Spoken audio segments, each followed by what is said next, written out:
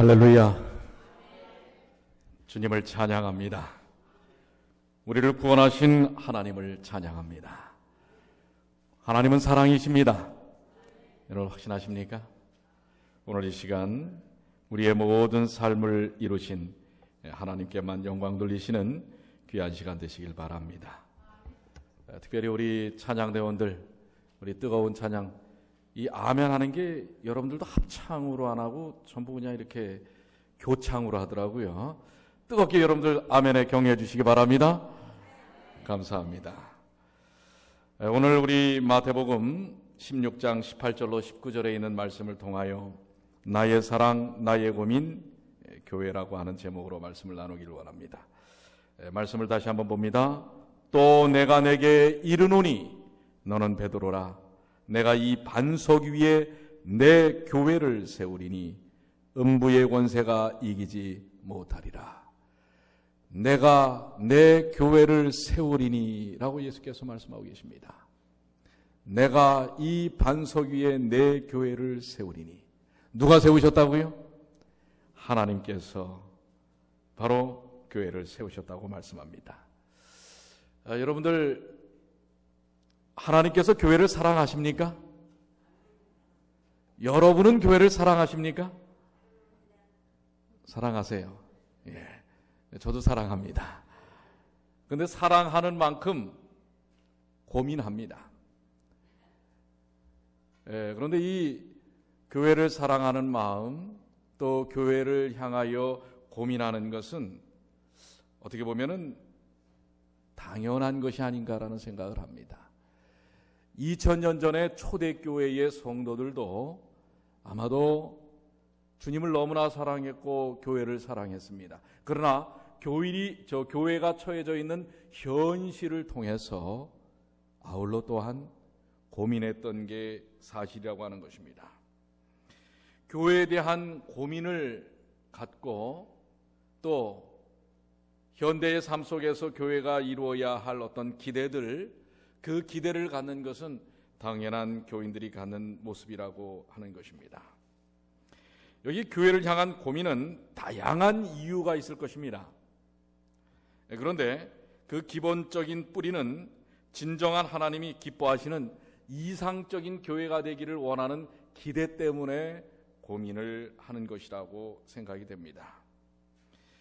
또한 우리의 번민이 깊어지는 것은 이러한 현실 속에서 발견되는 어떤 면에서 교회의 불완전한 모습 속에서 우리는 또한 고민이 깊어지기도 합니다.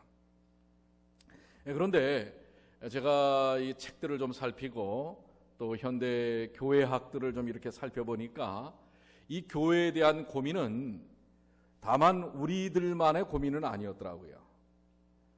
이 미국, 우리가 지금 이민교회를 하고 있는데 미국에 있는 미국인 교회, 현지의 미국인들은 고민이 없을까? 미국인들도 자기들의 교회를 향한 고민이 매우 깊다는 사실을 알게 되었습니다. 또한 교회를 향한 고민을 갖는 것은 나쁜 것이 아니라 매우 유익하고 의미가 있는 일이라고 하는 사실. 왜냐하면 더 교회의 사역과 역할이 증진되고 발전되기를 원하는 사랑하는 마음 속에서 나타난다고 하는 것입니다. 세 번째는 이 고민 속에서 나름의 교회의 본질을 알 수가 있다고 하는 것입니다. 그래서 오늘 우리가 정말 하나님께서 사랑하시고 또 우리도 사랑하는 교회를 향한 고민들을 통해서 교회가 갖고 있는 본질에 대하여 오늘 함께 어떤 생각들을 해보기를 바랍니다. 특별히 저는 목회자로서 더욱 그렇습니다. 교회가 이 세상의 희망이라는 사실을 분명하게 확신합니다. 그렇기 때문에 그 고민은 더욱더 깊어지는 것입니다. 세상의 희망인데 우리가 그 희망의 역할을 제대로 감당하고 있는가, 이런 부분에 있어서 깊어집니다. 또한 마지막으로 교회를 떠난 많은 이들이 있습니다. 그 교회를 떠난 이들을 결국은 다시금 교회로 돌아오게 하는 일이 교회의 책임이라고 하는 것입니다. 이런 부분을 가지고 고민했고 또 고민하다가 결국은 교회를 떠났던 한 사람의 이야기를 여러분들에게 좀 들려드리기를 원합니다. 그런데 결과는 좋았습니다. 그분은 교회를 완전히 떠났었지만 그러나 문제에 대하여 발견하게 되고 그 문제를 해결하고 다시 교회로 돌아와서 이런 책을 썼어요. 제가 오늘 정했던 설교 제목하고는 약간 바꿔놨습니다. 교회, 나의 고민, 나의 사랑이라고 하는 책을 썼어요. 그분의 이름은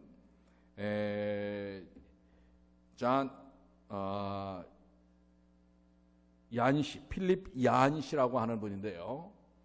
그가 정말 교회를 사랑했었기 때문에 교회에 대한 기대가 무너지고 또 결국은 교회를 떠났다가 그러나 교회에 대한 본질적인 의미를 스스로 찾게 되고 다시금 돌아와서 그 문제에 대하여 책으로 이렇게 쓴 필립 얀시가 쓴 교회, 나의 고민, 나의 사랑이라는 책을 쓰게 됩니다. 근데 결론적으로 그가 이렇게 고백을 합니다.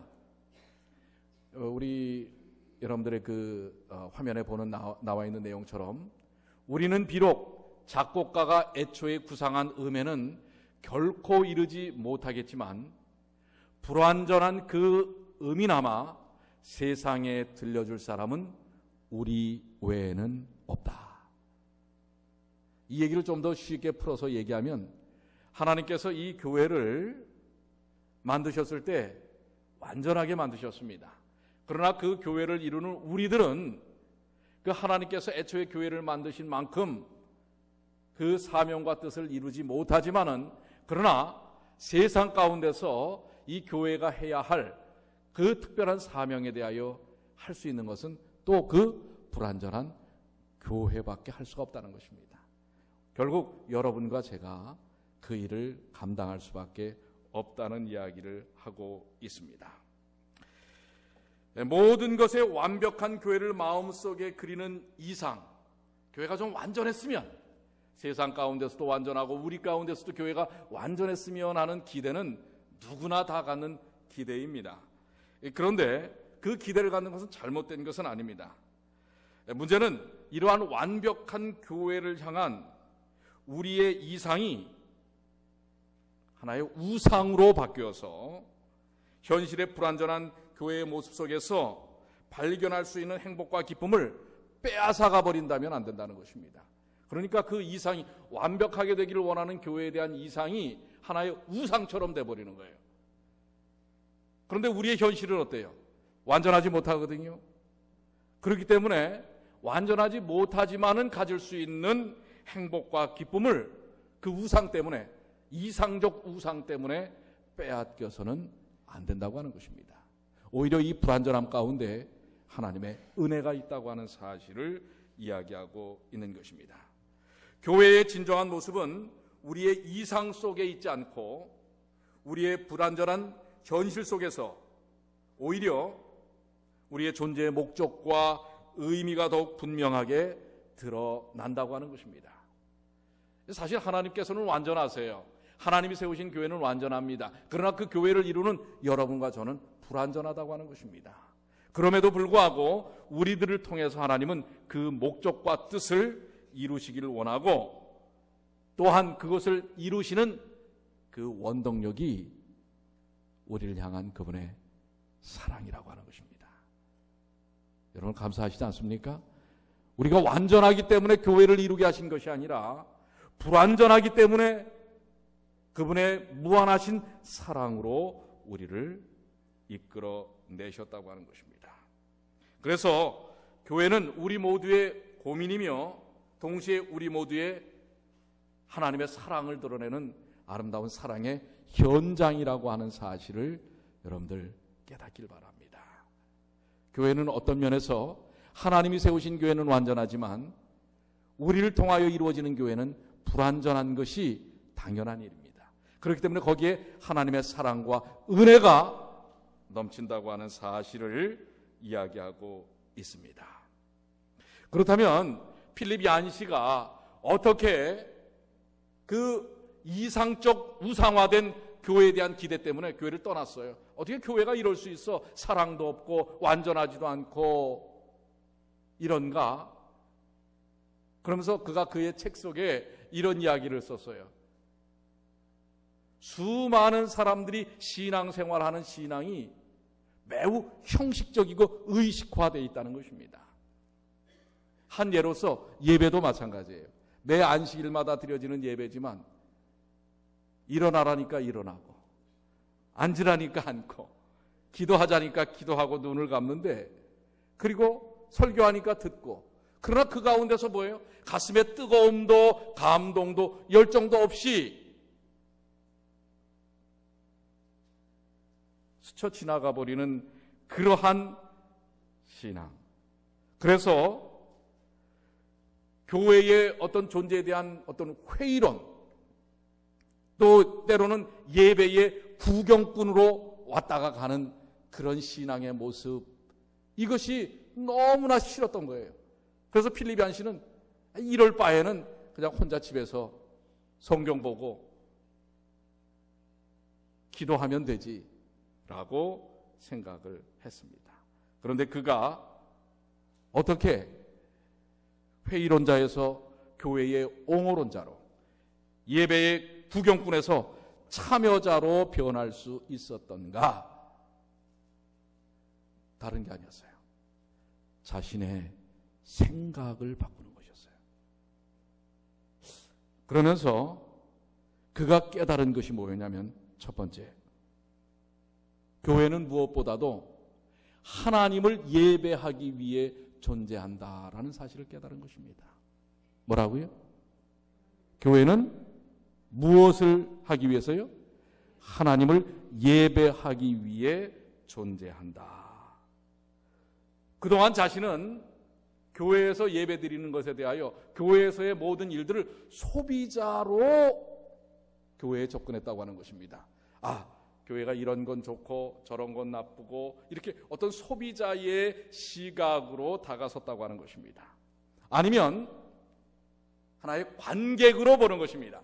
예배도 관객으로 와서 앉아 있는 거예요. 저 오늘 찬양대의 찬양은 이렇고 저렇고, 저 사람의 기도는 이렇고 저렇고, 관객이에요. 목사의 설교는 이렇고 저렇고, 하나의 관객으로 와서 예배를 보는 것입니다. 그야말로 보는 거예요. 그래서 교회 예배를 드리고 나갈 때 하는 이야기가 뭐냐면, 오늘 내가 예배에서 무엇을 얻었는가? 내가 오늘 도대체 교회 와서 무엇을 얻어가는가? 이런 질문들을 한다는 것입니다. 당연히 이런 질문을 할 때 여러분들 어떤 해답을 얻게 됩니까? 오늘 별로 신통치 않았어. 이런 답을 갖고 간다고 하는 거예요. 그래서 이 질문 자체가 잘못됐다는 사실을 필립 얀시는 얘기를 합니다. 오늘 내가 예배에서 무엇을 얻었는가라고 질문하는 게 아니라, 나는 오늘 나의 예배로 하나님께서 내가 드린 예배를 통하여 하나님이 기뻐하시는가? 이렇게 질문이 바뀌었다고 하는 것입니다. 내가 무엇을 얻어가는가가 아니라, 나의 예배로 하나님은 진정 기쁨을 얻으셨는가? 이게 예배의 본질이라고 하는 것을 깨달았다는 사실입니다. 요한복음 4장 23절입니다. 한번 다 같이 읽어볼까요? 이 말씀의 의미가 거기와 연관됩니다. 아버지께서, 시작. 아버지께 참으로 예배하는 자들은 신령과 진정으로 예배할 때가 오나니 곧 이때라. 아버지께서는 이렇게 자기에게 예배하는 자들을 찾으시느냐. 우리 사실 예배를 신령과 진정으로 예배해라 라는 데 포커스를 많이 맞췄어요. 그런데 저는 오늘 이 나의 사랑 나의 고민 교회를 생각하면서, 왜 교회에 우리가 불만과 불평과 갈등을 갖는가? 내가 갖고 있는 생각에 문제가 있다고 하는 것입니다. 예배는 내가 뭘 얻었느냐가 아니라, 예배는 하나님께서 말씀하시는 것처럼 누구에게 예배하는 자를 찾는다고요? 신령과 진정 좋다 이거예요. 그런데 엉뚱한 대상에게 예배를 드리면 신령과 진정도 의미가 없어요. 예배의 진정한 대상이 누구냐 이겁니다. 오늘 여러분들이 예배를 드리시는 예배의 대상이 무엇인지를 기억해야 한다는 것입니다. 하나님이 그것을 찾는다는 거예요. 자기에게 예배하는 자들을 찾으시느니라. 오늘 여러분들 예배를 통하여 뭔가를 얻어가시려고 하지 마세요. 그러면 여러분들 실망하고 낙담하고 갈등합니다. 오히려 하나님께 기뻐하는 예배를 드리시는 그 자세로 예배에 참여하시게 되길 바랍니다. 내 경배로 내 마음을 드리는 일을 통하여 하나님이 기뻐하신다라고 하는 사실을 기억해야만 이 예배는 참다운 의미를 갖게 된다고 하는 것입니다. 진정한 예배는 하나님께 드려지는 예배입니다. 하나님이 기뻐하시는 예배를 드리는 것입니다. 그래서 여러분들 예배는 우리가 관객이 아니라고 그랬죠. 구경하고 얻어가는 것이 아니라 이미 얻은 구원에 대하여, 십자가를 통하여 얻은 구원에 대하여 하나님께 감사하고 그분을 경배하고 그분을 찬양하는 것이라는 사실을 기억하시게 되길 바랍니다. 이걸 깨달으니까요, 제 고민이 하나가 싹 풀어지더라고요. 내가 어떤 말씀을 설교해야 될까? 사실 고민을 많이 하거든요.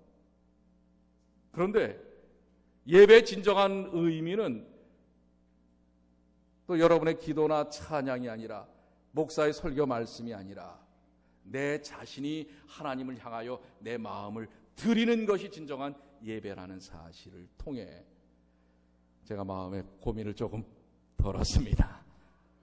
오늘 여러분들 진정한 예배의 의미는 산제사라고 얘기하죠. 그 산제사가 뭐예요? 바로 내 자신을 하나님께 드리는 것입니다. 형식에서 벗어나 속고화된 그러한 삶이 아니라, 그러한 예배가 아니라 내 마음을 진정으로 나를 구원하신 하나님을 찬양하고 경배하는 것이 진정한 예배의 의미라는 사실을 기억하십시오. 그래서 여러분들, 우리 안식일 날 교회 오시면 우리가 봉사하는 많은 것들이 있어요. 봉사를 드리시지 않게 되길 바랍니다. 봉사도 해야 됩니다. 봉사가 중요하지 않다는 게 아니에요. 그러나 여러분 자신을 드리시는 예배를 하고 가셔야 돼요. 이것 없이 여러분들이 교회를 떠나시면 마음의 진정한 만족과 은혜를 경험할 수 없습니다. 그러니까 여러분들 안식일에 교회를 꼭 오시면 여러분 자신을 드리시는 그 예배를 꼭 드리시고 가시게 되길 바랍니다. 거기에 성령의 충만함이, 성령의 역사함이, 하나님의 은혜가 거기에 있다고 하는 사실을 주님이 말씀하시는 거예요. 아버지께서는 이렇게 자기에게 예배하는 자들을 찾으시느니라. 사실 때로는 우리 교회가 어떤 역할들을 하기 위해서 봉사도 많이 필요합니다. 그 여러 가지 봉사. 그러나 봉사를 드리지 마시고 여러분 자신을 드리시란 말이에요. 그러니까 여러분들 꼭 교회에 오셨다가 가셨을 때는 여러분을 자신을 드리는 예배를 드리고 가시는 주님의 귀한 자녀들이 되시길 바라고요. 그 귀한 일을 놓치지 않게 되기를 바랍니다. 이 구약에서 이스라엘 백성들이 자신의 죄를 사함받을 때에 양을 갖고 와서 드리고 돌아가곤 했습니다. 그런데 사실 양을 드린다고 하는 것은 자기의 모든 죄 자체를 하나님께 내어놓고 드리는 십자가의 의미가 드러나는 것인데, 그것이 수백 년, 수천 년을 내려오면서 나중에는 어떻게 형식화됐냐면 양만 드리고 가는 거예요. 양만. 자신을 드리고 가는 게 아니라 양만 끌어다 놓고 잡고 가는 것입니다. 오늘 우리의 예배가 그렇게 되지 않게 되길 바랍니다. 양만 끌어다 놓고 가지 않게 되길 바랍니다. 헌금만 들여놓고 가시지 않게 되길 바랍니다. 어떤 형식에만 참여하고 가는 그런 예배가 되지 않고 여러분 자신을 드리는 진정한 산 예배의 경험을 갖게 되시는, 이것이 바로 교회를 떠나지 않게 하는 본질적인 모습이라고 하는 것입니다. 두 번째는 교회는 윗뿐 아니라 밖을 봐야 한다고 하는 사실입니다. 이 교회에서 일어나는 갈등은 왜 일어나는가? 많은 이 성서학자들이 교회 안에서 일어나는 갈등은 그 모든 관심의 중심점이 자기에게 맞춰져 있을 때 갈등은 일어날 수밖에 없다고 하는 것입니다. 어떤 이 교회에서 이루어지는 일이나 사람과의 관계에 대한 모든 부분에 대한 기준이 자기에게 맞춰져 있으면 갈등이 안 일어날 수가 없다는 거예요. 그래서 교회는 갈등에서 벗어날 수 있는 길은 먼저는 하나님을 봐야 하고, 두 번째는 나 외에 밖을 봐야 한다는 것입니다. 이웃을 봐야 한다고 하는 것입니다. 교회가 이웃과 밖을 보는 시각과 시선을 잃어버리면 갈등에 물치게 될 수밖에 없다는 것입니다.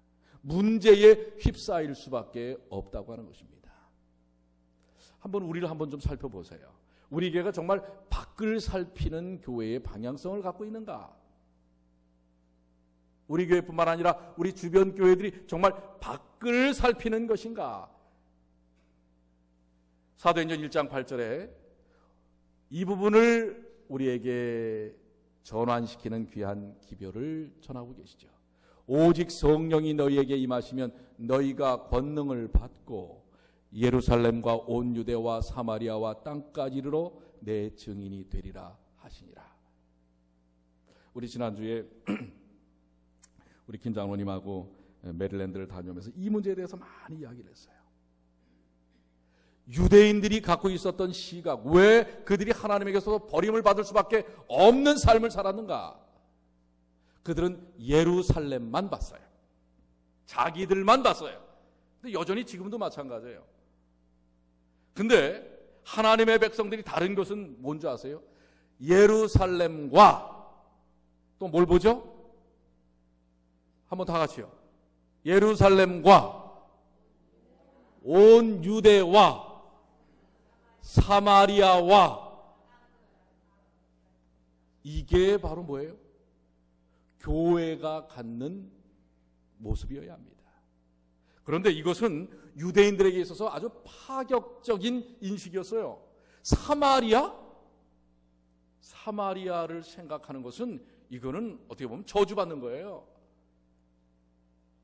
그런데 그것을 예수님은 깨뜨리시죠. 사마리아로 지나가시면서 야곱의 우물가에서 누구를 만나요? 사마리아 여인을 만나는, 이미 그 모습을 미리 보여주십니다. 이것이 제자들의 삶, 그 이후에 예수님을 닮기를 원하는 그리스도인들의 삶 속에서 나타나야 할 정신적 체계라는 사실을 보여주신 거예요. 실천적인 모습으로. 사람 취급하지 않고 관심권 밖에 있는 사마리아인, 거기다가 더 뭐예요? 남편도 몇 명이나 있는지 알 수 없을 정도의 그런 여인까지도 예수님의 뭐예요? 관심의 초점이라는 사실을 예수님 보여주고 있는 것입니다. 우리 종종 교회를 얘기할 때 교회가 갖는 패러다임에 대해서 얘기합니다. 사실 우리 뉴욕 중앙교회도 아주 고착된 패러다임이 있어요. 근데 여러분들은 잘 모를 수 있어요. 왜? 그 세월 속에서 오래 지내왔기 때문에 우리는 우리 모습을 잘 몰라요. 그런데 제3자가 보면 이 우리가 갖고 있는 패러다임, 물론 좋은 것도 있고요, 나쁜 것도 있어요. 우리가 갖고 있는 그 모습에 대하여 우리는 잘 모르는 것입니다. 그런데 예수님께서는 그걸 어떻게 하라고요? 펼치라고 하는 것입니다. 교회가 갈등 속에 있지 않기 위해서는 생각의 방향성이 내가 아니라 밖으로 펼쳐져야 한다는 사실을 이야기하고 있습니다. 대다수의 교회가 예배보다는 즐거움을 찾으려고 합니다. 다양성보다는 획일성을, 우리도 그런 경향을 많이 가질 수 있어요. 그 다음에 포용보다는 배탈을, 은혜보다는 율법을 내세웁니다. 그리고 가시적인 교회에 대한 실망보다 더 내 믿음에 장애가 되는 것이 없다는 사실을 우리는 깨달아야 하는 것입니다. 그리고 여기에서 우리 전에 어떤 분이 그런 표현을 썼지만 패거리 신앙, 요즘 우리 고린도 전서에 대한 것을 새벽기도 때 말씀 묵상을 하는데요. 고린도 교회가 아주 심각한 문제를 가졌던 것이 이 파당주의였어요. 이 뭔가 그룹을 짓는 것입니다. 그룹을 짓는 거. 그걸 사도 바울이 아주 여러 차례 이야기를 합니다. 결국 그러면서 고린도전서 13장이 그래서 나오는 거예요. 여러분들 고린도전서 13장을 우리는 무슨 장이라고 그래요? 사랑장이라고 그러죠. 그게 왜 주옥같이 그렇게 나온 줄 아십니까? 그건 용광로에서 나온 그런 정말 말씀의 이 정금 같은 그런 정신입니다. 그런데 그 사랑장이 나오기 전까지 고린도 교회가 갖는 모습은 찢어질 대로 찢어지고 깨어질 대로 깨어진 교회였다는 사실입니다. 그러면서 그 고통과 아픔과 문제를 알지 못한다는 사실이에요. 그래서 능력도 좋고 무엇도 좋고 다 좋지만 그 중에 제일이 뭐라고요? 사랑이라. 이것 없다면 안 된다고 하는 것입니다. 그래서 여러분들 우리의 이 방향성과 시각성, 우리가 갖고 있는 교회에 대한 고민은 해결하는 단 한 가지의 방법은 진정한 그리스도의 사랑을 품는 것입니다. 그래야만 내가 아니라 남을 볼 수가 있는 것입니다. 교회가 갖는 본질적인 모습으로 전환될 수가 있는 것입니다. 오늘 여러분들 우리 교회는 사랑이 넘치는 교회지요? 왜 이렇게 자신이 없어요? 예, 우리 유금준 주사님 아멘 하셨습니다. 예.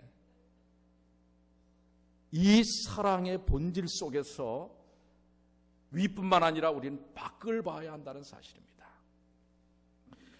우리의 고민 중에 하나가 언제까지 우리 이민사회 속에서 우리 한인들만을 위하여 사역을 할 것인가 라는 점입니다. 근데 사실 이것도 참 고민이 됩니다. 좋다. 우리 그럼 다민족을 위한 선교를 하자. 맞는 얘기예요. 앞으로 우리가 밖으로 가야 돼요.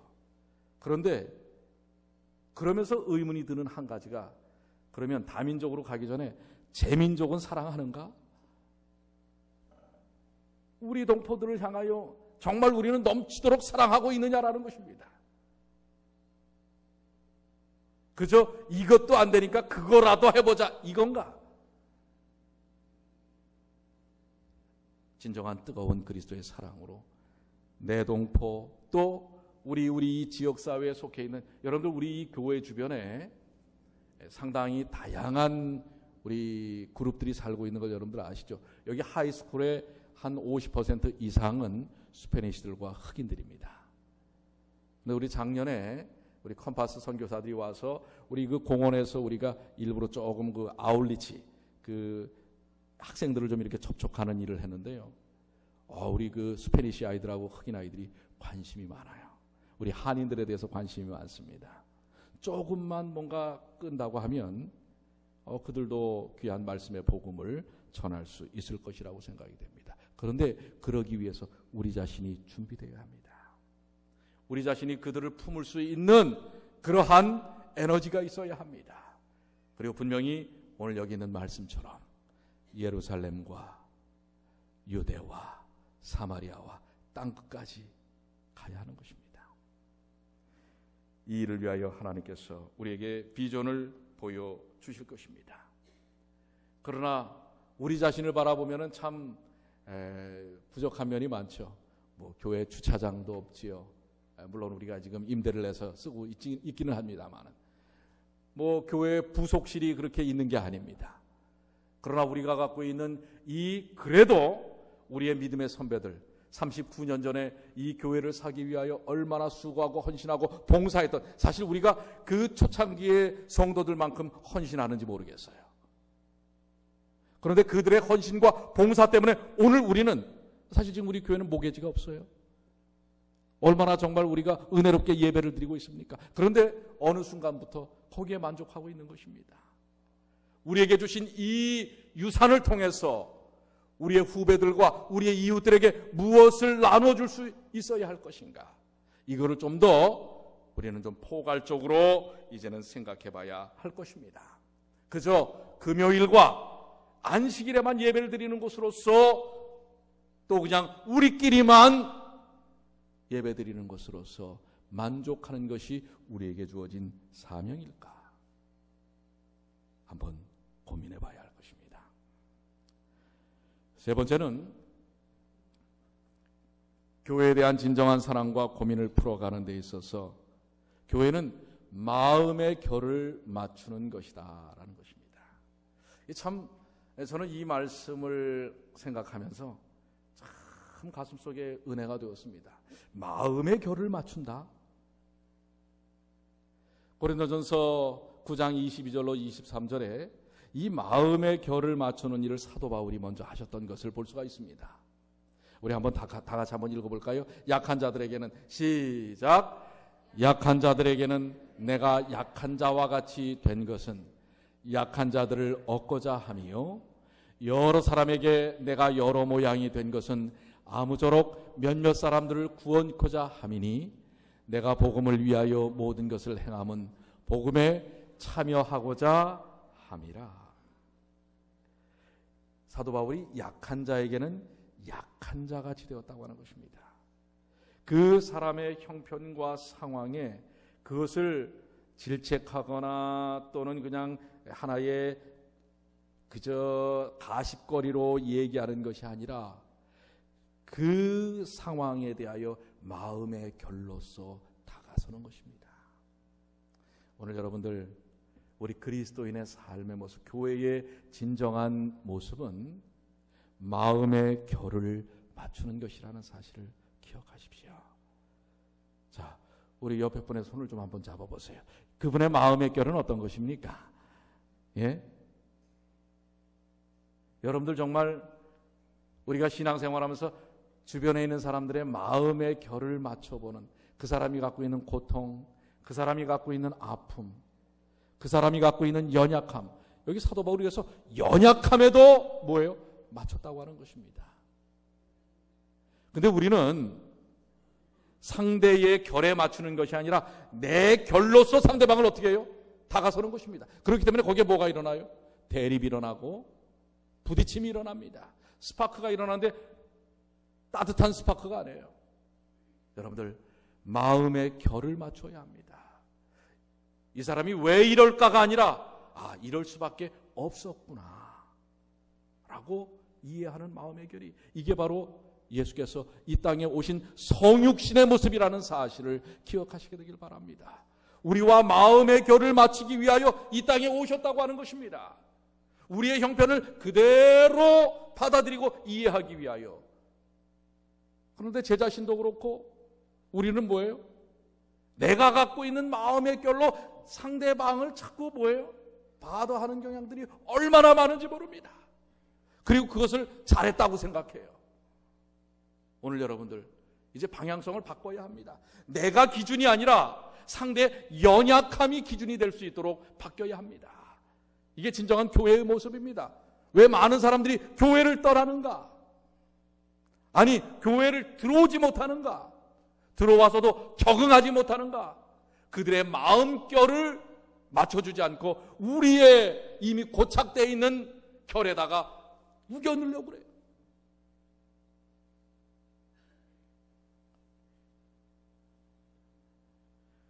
분명히 교회는 하나님께서 세상을 향하여 주시는 도피성이요 요새입니다. 사도행전 12쪽에 교회는 반역한 세상에서 하나님이 보유하고 계시는 당신의 요새요 도피성이다. 교회는 하나님의 은혜가 실현되는 장소로서 하나님은 그 안에서 심령을 변화시키는 당신의 능력을 나타내시기를 기뻐하신다. 오늘 여러분들 이런 교회가 되시게 되길 바랍니다. 이런 신앙인이 우리 돼야 되지 않겠습니까? 그래서 우리는 이만치 하면 됐어 이럴 때가 많아요. 저도 그런 경향이 참 있는 제 자신을 봅니다. 됐어, 이만큼이면 됐어. 근데 여기 오늘 그것을 깨우쳐주는 한 이야기가 있습니다. 조금 더 깊이 사랑하여라. 더 깊이 한치만 더 가라는 거예요. 충분히 노력했다고 생각될 때 한 걸음 더 나아가 깊이 사랑하여라. 어려움에 직면하여 더 이상 그를 위해 노력하고픈 마음이 없어질 때 분발하여 장애를 더 깊이 사랑하여라. 이만하면 됐지. 날 보러 뭘 더 하라는 거야. 라고 할 때 조금만 더 하라는 것입니다. 편안한 것을 찾아 이웃을 위해 좀 더 애써야 할 내 몫을 털어버리고 싶을 때 이러한 마음을 초월하여 더 깊이 사랑하여라. 이기심으로 자신의 껍질 속에 숨어버리고 싶을 때 그 껍질을 깨트려버리고 내가 먼저 상대방에게 한 걸음 다가가거라. 여러분들 좀 이렇게 하기를 원하시지 않습니까?